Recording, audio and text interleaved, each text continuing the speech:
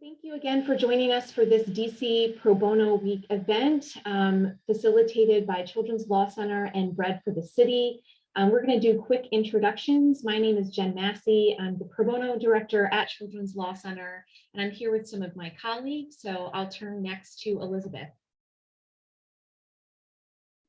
Hello, my name is Elizabeth Boker. I'm a senior attorney with Healthy Together program at Children's Law Center.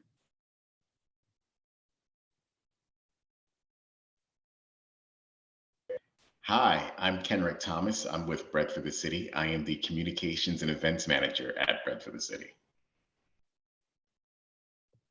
Hi, I'm Kathy Zeisel from Children's Law Center, and I'm a Senior Supervising Attorney in our Medical Legal Partnership.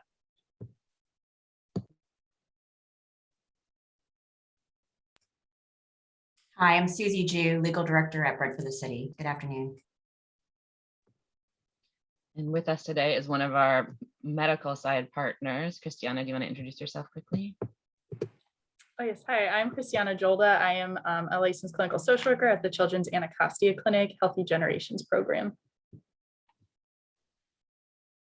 Thank you, everyone. Well, we're here. The name of this event is Meeting Our Clients Where They Are, Serving Families East of the River. And so you see a map on the screen here. And again, Children's Law Center and Bread for the City are coming together to talk about our respective work east of the Anacostia River. We would love to be holding this event in person and in the community with all of you. Prior to the pandemic, that was part of what we did during DC Pro Bono Week, is actually go out to one of our medical legal clinics. And so we're imagining today in the virtual space what that might be like. So what we'll do during today's presentation is talk through Children's Law Center's work, our medical legal partnership. So you'll be hearing more about what that looks like. And then you're going to hear more about the services that Bread for the City is providing. And we'll talk about pro bono, because there is a great need for pro bono volunteers in the various matters that each organization is handling for community members. So we're going to talk a little bit about what that looks like, the benefits, and how you can get involved, and we could use your help. First, as just a brief introduction, I want to mention a little bit more about the community that we are serving, both Children's Law Center and Bread for the City. So we're working predominantly with Black and Brown communities living in poverty in DC.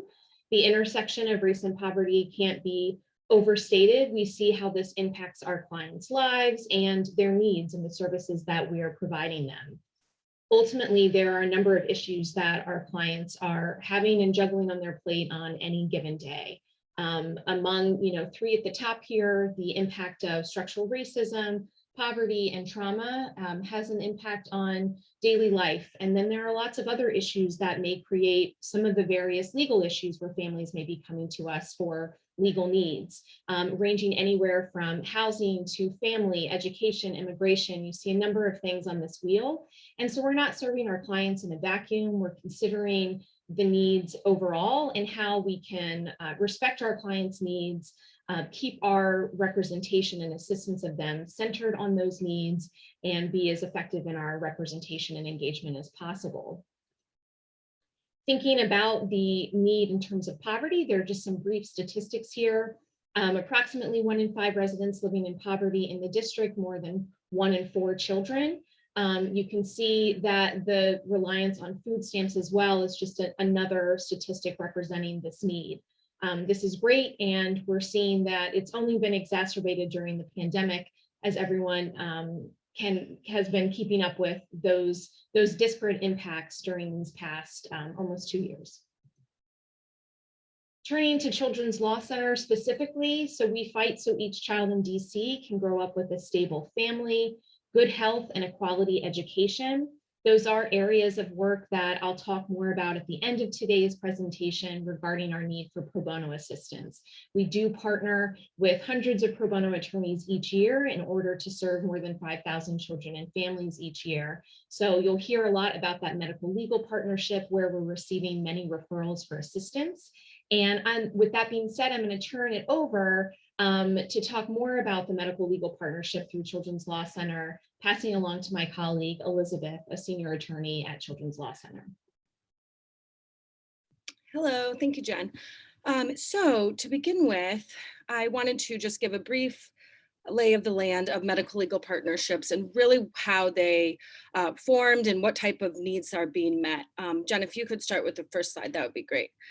Great. So the idea of a medical legal partnership was really born out of the frustration that doctors were seeing in treating low income patients and families. They were really frustrated that the patient's health was being impacted by social determinants that they didn't have the skill or the power to impact. And they were seeing a cycle of repeated patients for the same things, and that they really were looking to an intervention to disrupt this cycle and to help cure the underlying illegal and unhealthy conditions. So that we're bringing patients over back to the clinics and to the hospitals over and over again. So they turned to lawyers, and they realized that the reason that they turned to lawyers, next slide, is that they realized that it was very hard for low income families to successfully challenge unlawful actions by landlords, unlawful actions by governmental agencies, by school systems, and that these unlawful situations were really resulting in a lot of unhealthy patients, especially unhealthy children, and that as long as these legal issues continue to persist, the health problems were going to continue to persist. So they really started to look at lawyers as colleagues to treat patients' health.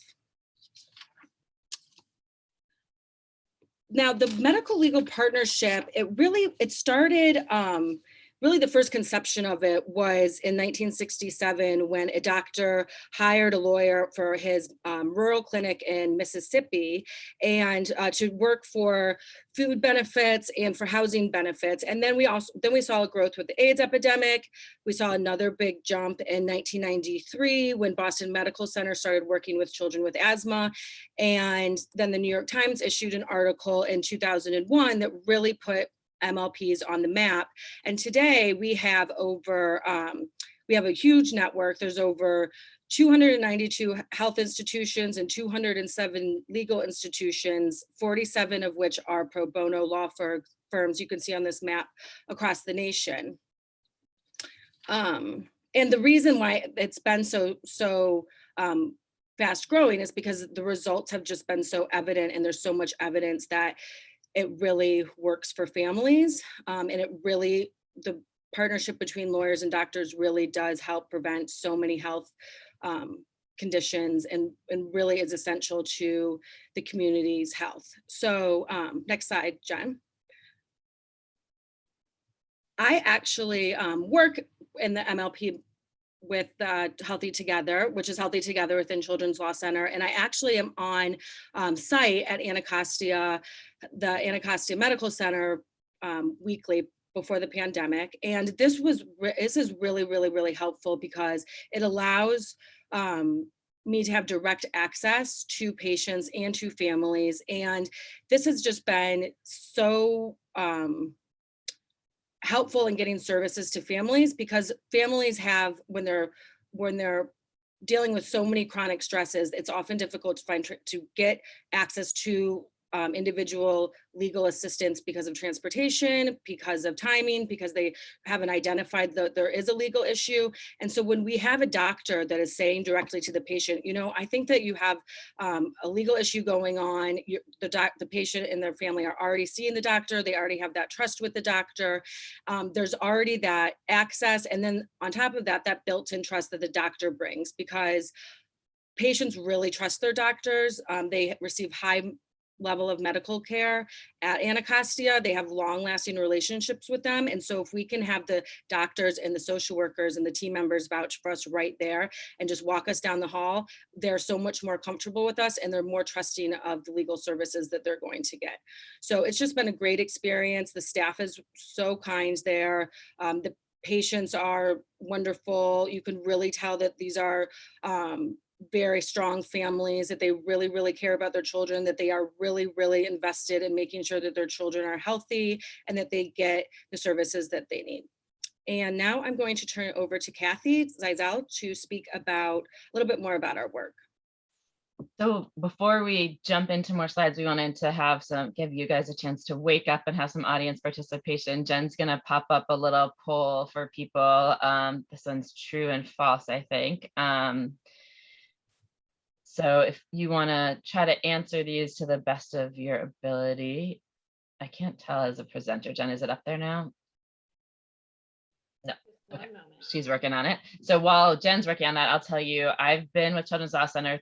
I came from doing other legal services work and came to Children's Law Center 13 years ago now and stayed. And I've been on site also at Children's Health Center at Anacostia that whole time, though virtually in the pandemic, and I miss going there, though I'm so integrated that my children go to the doctor there. So I do still go on site for that. And as Elizabeth said, it is really wonderful to be able to be in the community. We're on site at several community partners, which I'll talk about in a second. And being, right in the community where our clients live and go every day and go frequently to their own doctors makes a real difference. And allows we're right integrated into the neighborhood, into the community.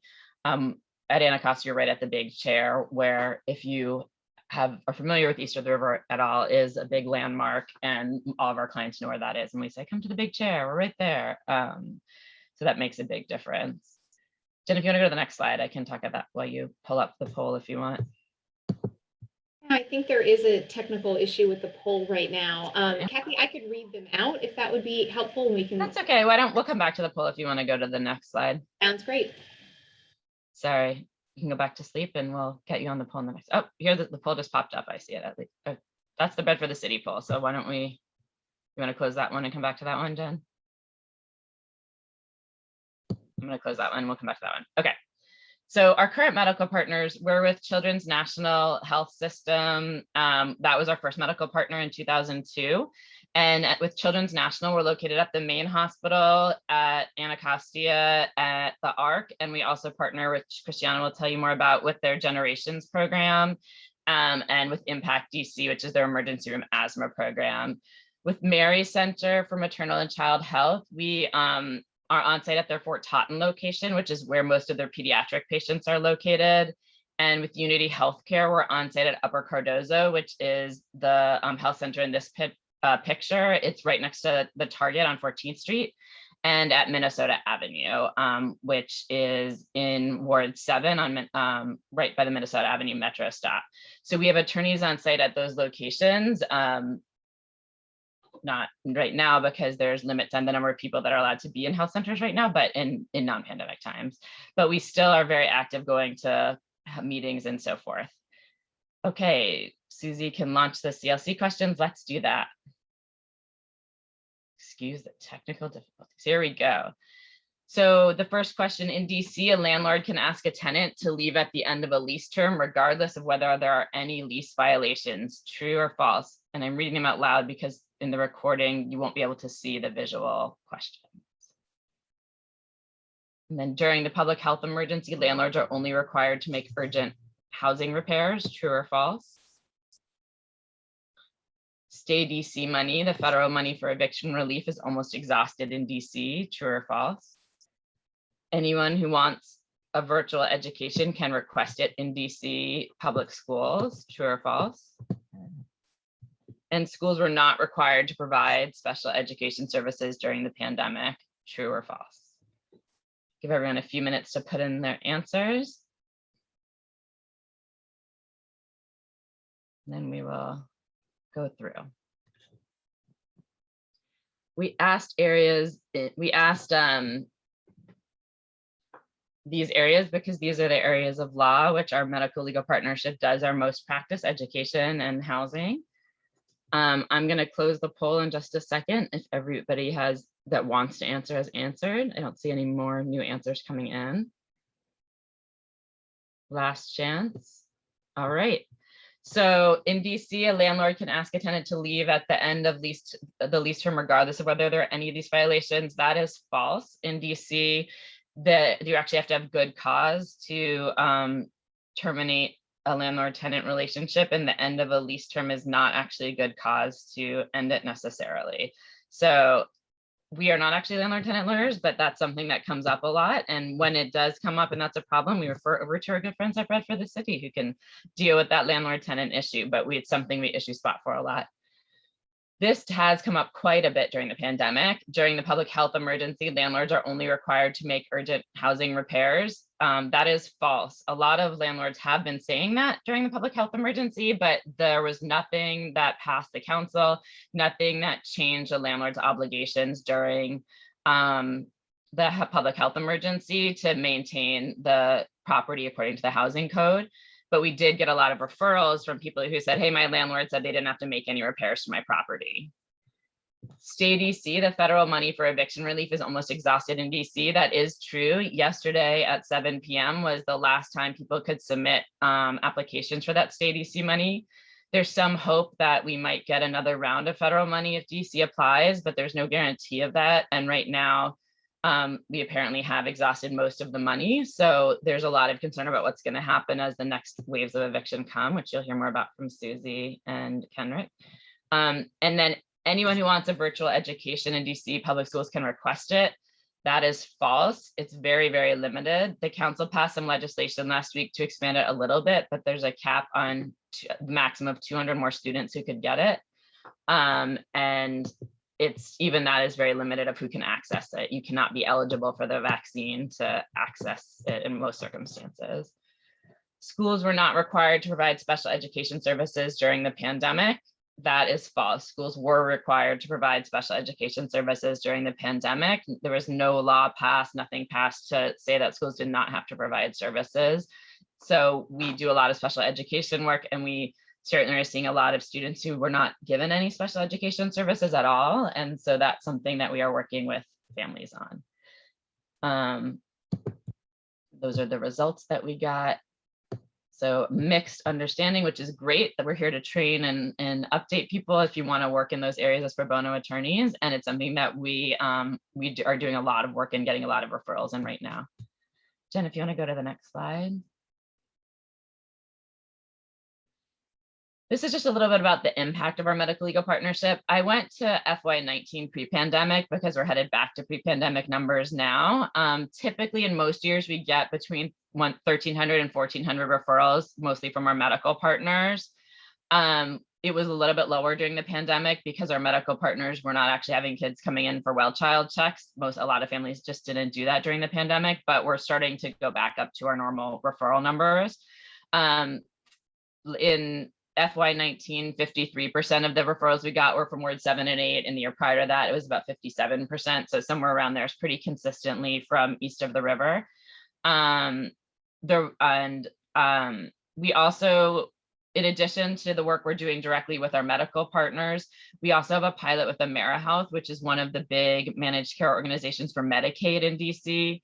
AmeriHealth is providing us some direct funding around our housing conditions work because we were able to show them through some research. We have an evaluation and learning team at CLC, and they, through several years of research, were able to show that the repairs we get through a housing conditions case actually keep kids out of the hospital, with kids with asthma out of the hospital and the ER, but after we get those repairs. And so we're saving AmeriHealth money, essentially. They don't have to pay for that. And they're in turn sort of split the savings with us and fund our work getting those repairs for AmeriHealth members as a result.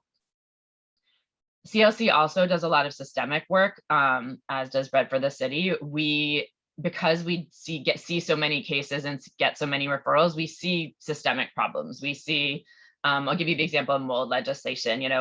Sitting in the Anacostia office, I often saw paint trucks driving by that said, "We paint and we'll fix your mold," which meant we will paint over your mold for you, which does not fix mold. And we would get constantly calls from people saying, "Hey, the mold came back." And I would say, "That's not surprising. It got painted over." And we worked in coalition with Bread for the City, with legal aid and with housing organizers to get mold legislation passed, saying that landlords actually had to use licensed assessors and remediators to get rid of mold and the underlying problems, rather than just paint over it, where they would pass a city inspection. And that was because of the work we did on the ground as lawyers, as pro bono attorneys, and through our intake work, seeing those problems over the years, allowing us to find systemic solutions for them. In this slide, you can see some of the other systemic work that we do. Okay, Jen. This just sort of talks again about sort of the integrated work that we really try to do. I just sort of this is the breakdown of areas of referrals. So of those 1,300 referrals, more than half were in the education space, but our housing conditions space is catching up and becoming almost equal to it. We also get referrals in the public benefits area. We do some Social Security work and then other random public benefits areas, but Social Security is the bulk of that public benefits work that we're doing right now. Some in the health area where Medicaid, I guess that splits between health and public benefits, where there's Medicaid denials of medically necessary things. And a little bit around power of attorney, guardianship of adults in the family law space and other sort of family relationship space. Okay. I'm going to turn it over to Christiana, who's going to tell you a little bit about the medical legal partnership from the medical side. We've worked together for many years now, and she is a frequent referrer over to us.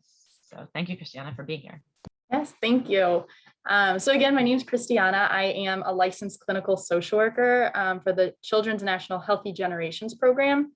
So the Healthy Generations Program is a teen-taught healthcare model where teen parents can be seen by the same doctor as their children.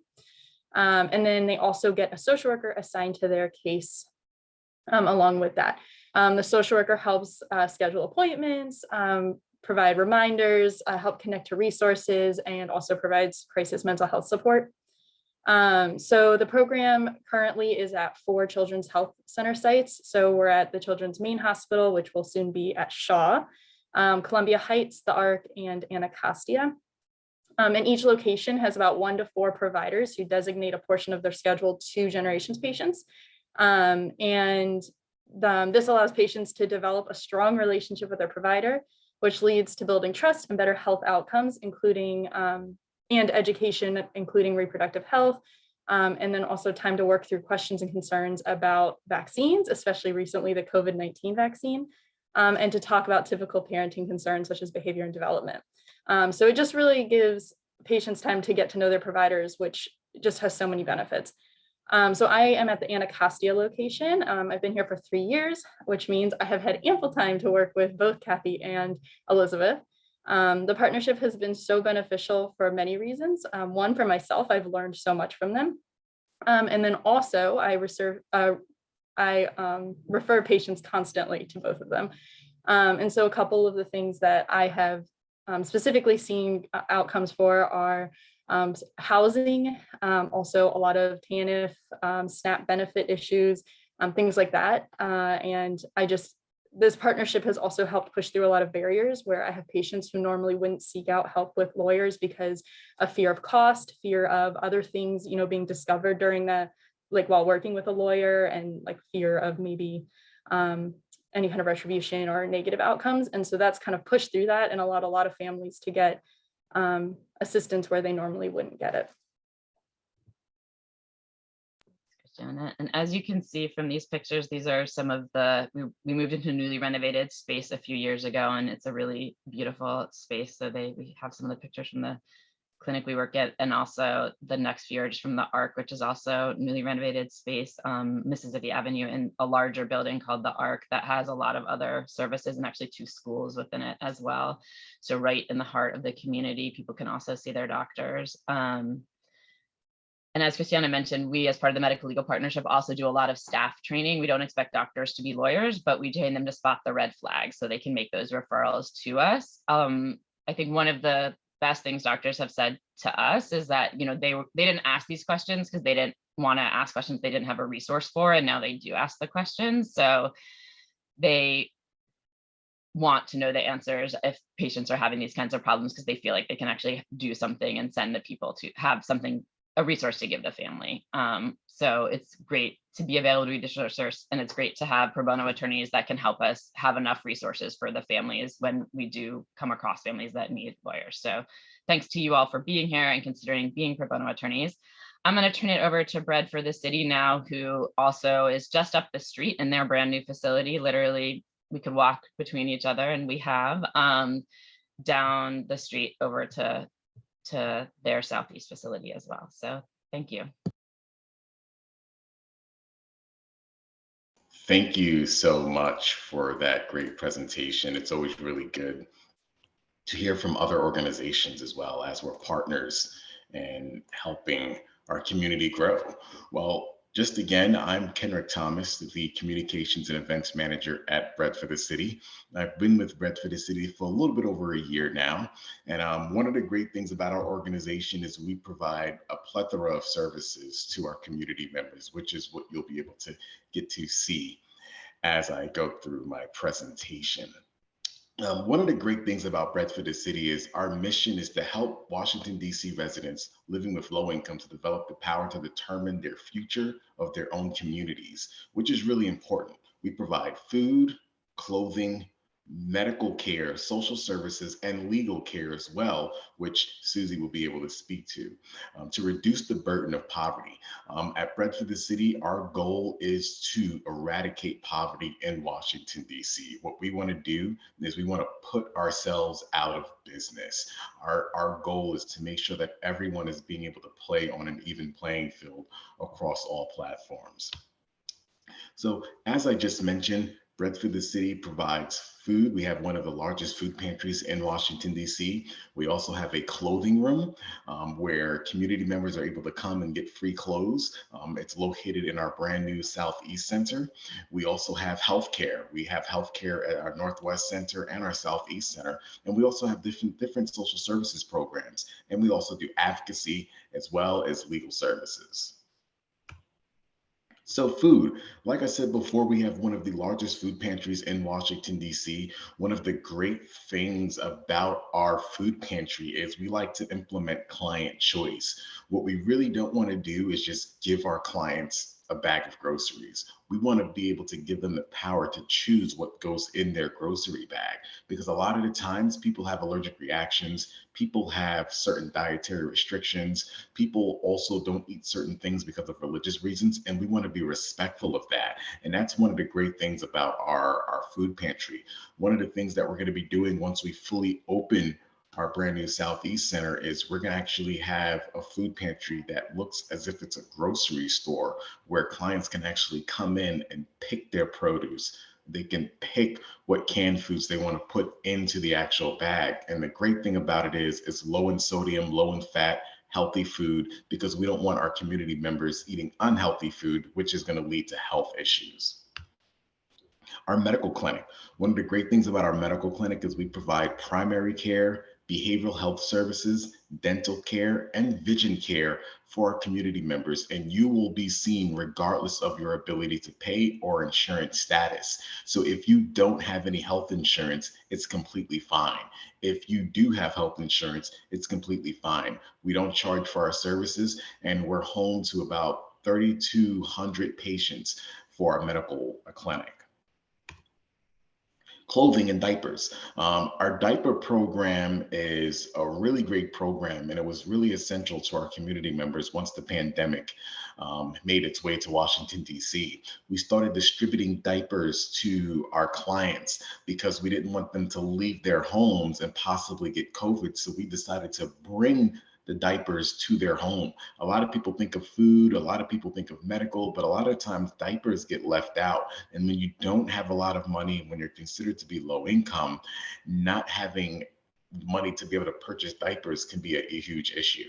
And our clothing room is really important as well, because some of our clients, they have job interviews, the weather is changing, and they want to make sure that they're able to get that suit for that job interview or get the warm clothes, because we're now in fall and winter is going to be right around the corner.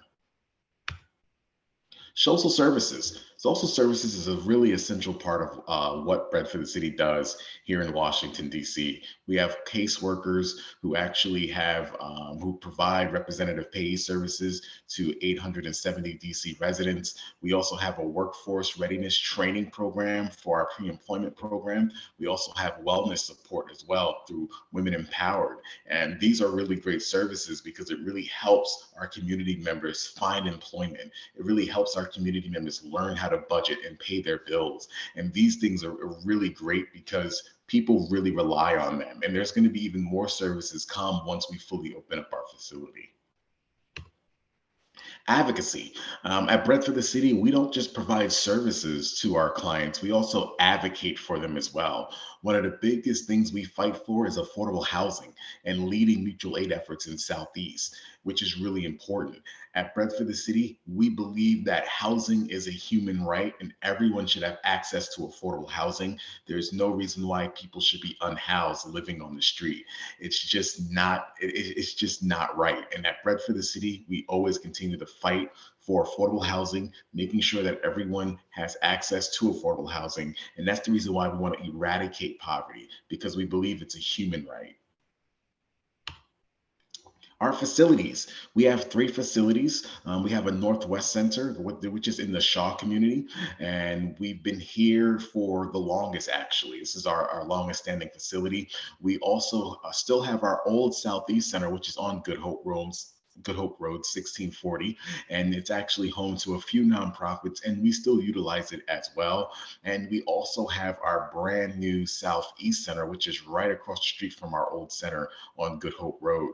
And this is where we're actually doing a great job with opening it up. We just opened up our brand new Southeast medical facility east of the Anacostia River, which is going to be the first time we're providing medical services in this area, which is going to be very beneficial to this community because they're not going to have to actually travel all the way toward 6 to get to our Northwest Center. They can just go right in their community. And the great thing is our building is strategically placed in this area because it borderlines Ward 8 and Ward 7, which are the 2 wards who have the highest poverty rate. And I'm also happy to announce that we just made the announcement that we're changing the name to the Michelle Obama Southeast Center of Bread for the City for our new Southeast Center. And this is really significant because the Michelle Obama, Barack Obama, and their entire family was able to come to our old center back, I believe, in 2016 and actually volunteer. And the great thing is the community members had no idea. So when they walked into the door and saw them volunteering, they were completely shocked. And we decided to name it after Michelle Obama because it really reflects what Bread for the City is about, empowering women. I'm excited to say that all of our departments are ran by women at Bread for the City. And it's something that we really pride ourselves on, diversity and inclusion. And I'm going to turn it over to Susie, who's going to talk a little bit about our legal clinic. Thanks, Kenrick. So again, I'm Susie Jew, Legal Director at Bread for the City. I actually started 21 years ago as a family attorney at the organization, and in 2014 became its legal director. So I have been at Bread for a long time, and I'm happy to talk to you more about the legal clinic. So we provide free legal help to DC residents who are living with incomes at or below 250% of the poverty line. And we practice in the areas of housing, family law, immigration, and public benefits. And so in our housing practice, we are focused primarily in helping tenants fight eviction in landlord tenant court. We also help challenge terminations of critical housing subsidies. And so these are subsidies where tenants pay rent based on their income, and it's the only way they can afford to live in the district. We also do what's called building work. And so it's representing tenant associations or groups of tenants to take action to obtain and preserve safe and affordable housing. In our family law practice, we help primarily survivors of domestic violence obtain protective orders against batterers, and then help with related family law matters like custody, child support, and divorce. We have a small immigration practice where we help non-citizen survivors of domestic, sexual, and family violence obtain immigration relief. And then in our public benefits practice, we help district residents obtain and maintain important safety net benefits, so like food stamps, temporary assistance for needy families, which is a cash assistance program, public health insurance like Medicaid or the local program, DC Healthcare Alliance, and then a home health care program available to residents who are elderly or living with disabilities. So Kenrick has described, the different services Bread for the City offers. And we actually came together in the mid-90s. It was 2 separate organizations. One was a medical clinic that had hired an attorney to help with disability benefit appeals. at the Social Security Administration. And then there was a food and clothing program that added a social worker component to their services. And then they merged in the mid-90s to be what is Redford City today. And so as a legal clinic, we're really fortunate to be part of this multi-service organization. We try to meet clients where they are, and often they are not confronting just one discrete issue. And particularly in Ward 7 and 8, due to years of neglect and lack of investment, our clients are facing multiple challenges.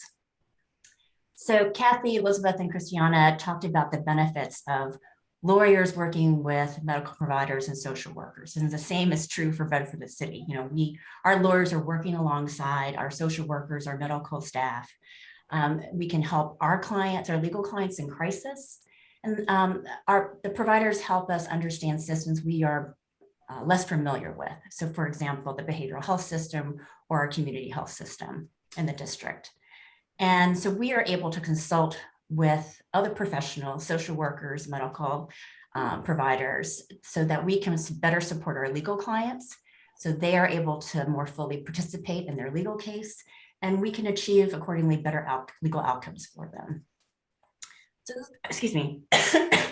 So much of what's happening at Berkshire City is really connecting attorneys to patients and social services and food clients who would not otherwise seek legal help, kind of talking about, I think, similar to what Christiana was talking about. And so, for example, in our food program, this would be pre-pandemic, when people coming in, picking up their food, if they mention to our food staff that they're having problems with their food stamps, then our staff can then immediately refer that individual to the legal clinic. Right now, our food program is delivering bags of food to district residents, so we don't have that kind of walk-in traffic, but definitely through our medical clinic, we are seeing patients. And so our social services and medical staff are referring these patients to the legal clinic when they have legal questions or need legal help. One case, for example, very early in the pandemic, there was a medical patient who braved going out to the pharmacy because he needed to get medication for his wife, who had just recently suffered a stroke. And only at the pharmacy did he learn that his wife's Medicaid was not in effect. And so he couldn't pick up that needed medication. So the medical clinic referred that patient to us, and we were able to figure out what was going on and resolve that problem for this gentleman and his wife. So just one example of how a multi-service organization can create greater efficiencies and improve the overall well-being of our clients and community. So I'm going to attempt to now launch some Zoom questions for you in the audience. Let's see if I can manage to do this.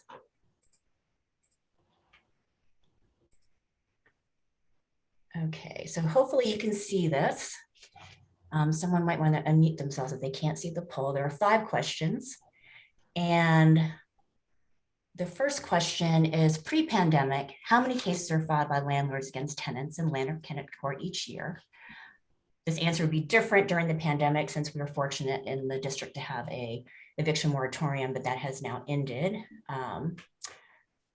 The second question is, what percentage of landlords are represented by an attorney in landlord-tenant court? The third question is, what percentage of tenants are represented by an attorney in landlord-tenant court? And then the fourth question, what percentage of petitioners in civil protection order cases are represented by an attorney? And lastly, the question 5 is, with respect to public benefits cases filed at the Office of Administrative Hearings, what is the percentage of cases in which no party was represented by an attorney?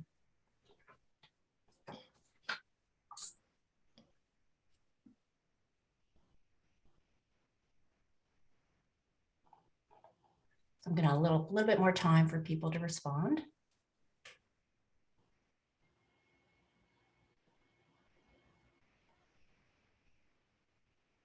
Okay, it looks like everyone who wants to participate has responded. So I'm going to end the poll, share the results, and let's go through each question. So pre-pandemic, how many cases are filed by landlords against tenants in landlord-tenant court each year?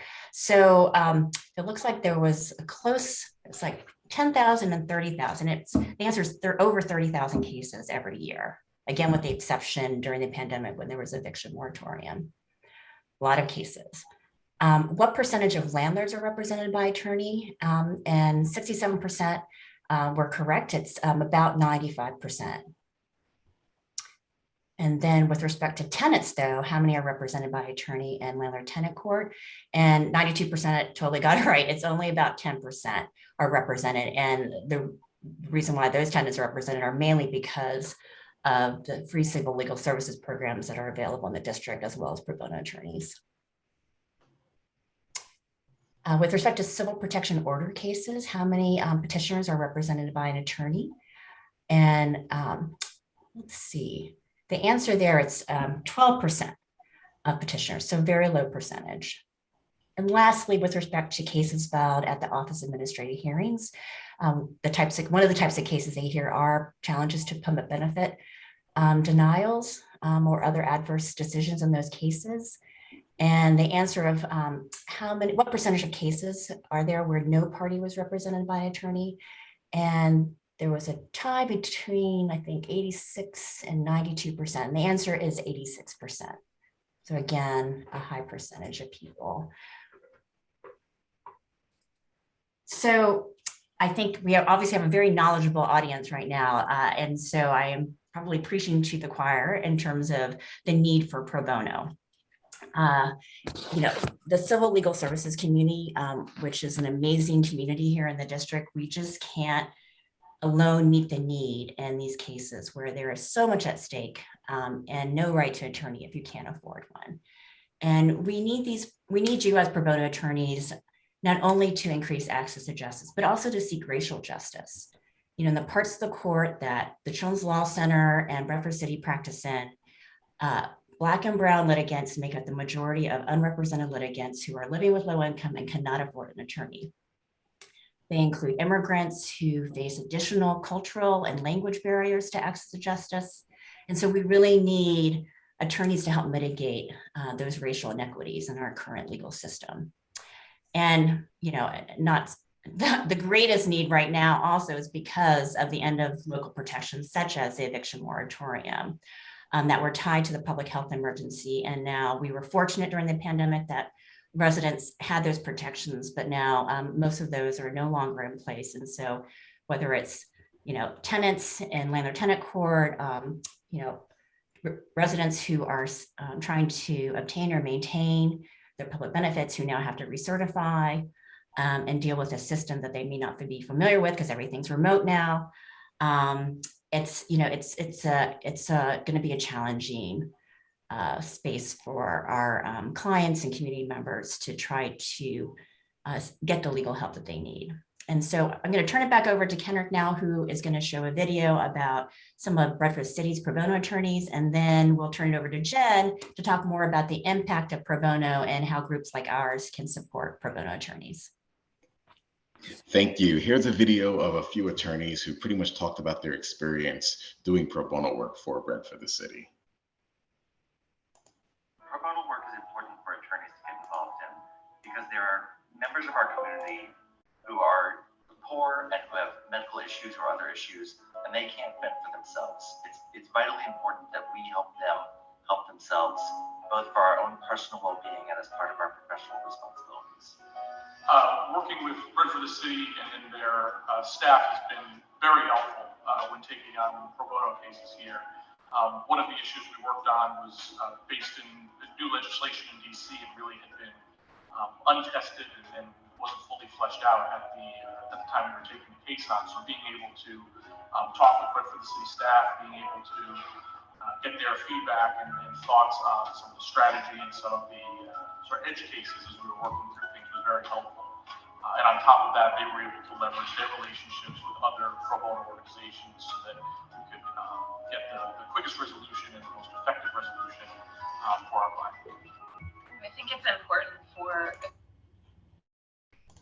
Pro bono work is important for the skills and talents that we have to give back to help individuals meet their requirements for daily life, to be able to live a better life.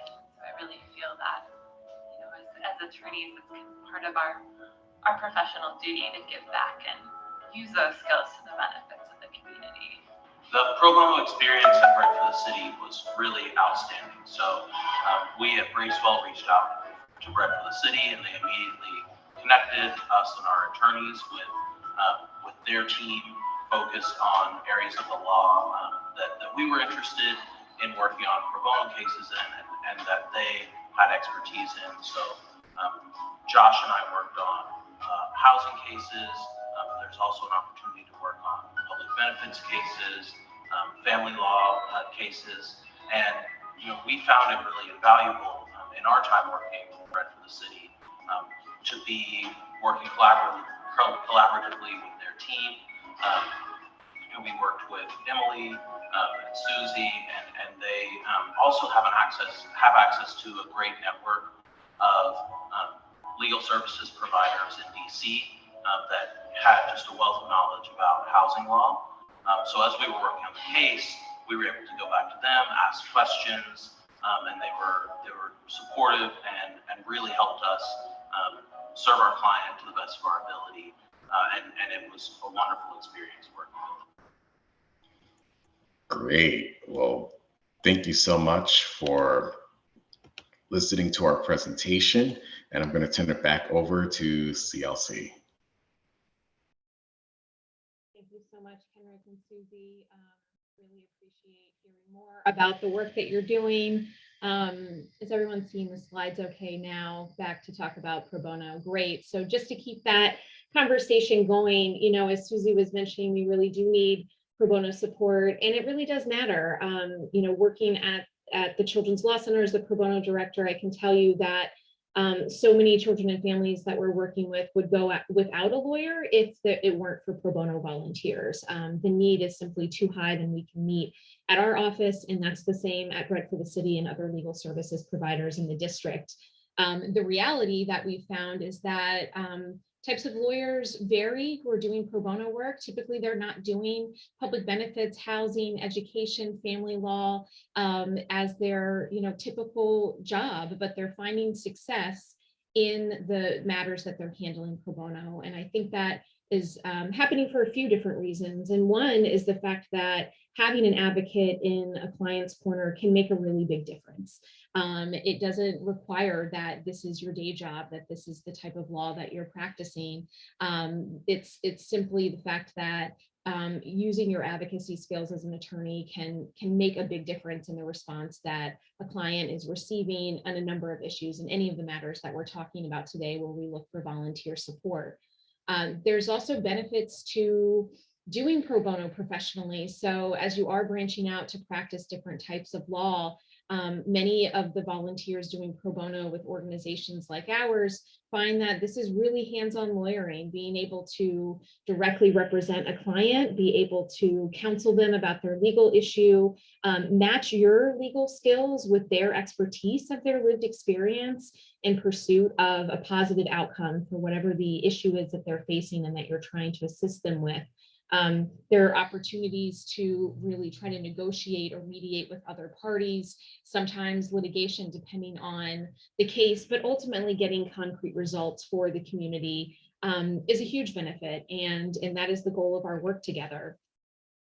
The types of cases, just really briefly, as I had started off talking about Children's Law Center and our fight so every child in DC can grow up with a stable family, good health, and a quality education. That is where we're looking for attorneys to help in those legal areas of family, health, and education. So we know that the needs are incredibly high at DC Superior Court for attorneys in family law matters. Recent statistics show that anywhere from 83 to 93% of litigants are unrepresented in those matters. And so we receive referrals from many judges, and we thank them for it, to serve as a guardian ad litem best interest attorney for children who are at issue in contested custody cases. We also receive some of those same medical legal partnership referrals from our medical partners for caregivers, third-party caregivers like grandparents and other relatives who are caring for a child. And they may need assistance to obtain a legal order and ensure that they can get all of the medical care that they need, that they're able to provide stability and ongoing care for a child when they're caring for them at times that a parent may not be able to. And you heard a lot about the housing conditions and special education work coming through that medical legal partnership. And so we do look for volunteers in those areas. Again, it's been a struggle during the pandemic for landlords to make repairs. And that was something that we were facing prior to the pandemic in terms of the education space, thinking about how our students are going to recover from deficits during the pandemic is just added on top of the issues that were occurring prior to the pandemic and the challenges with students with disabilities obtaining the services that they need to thrive in school.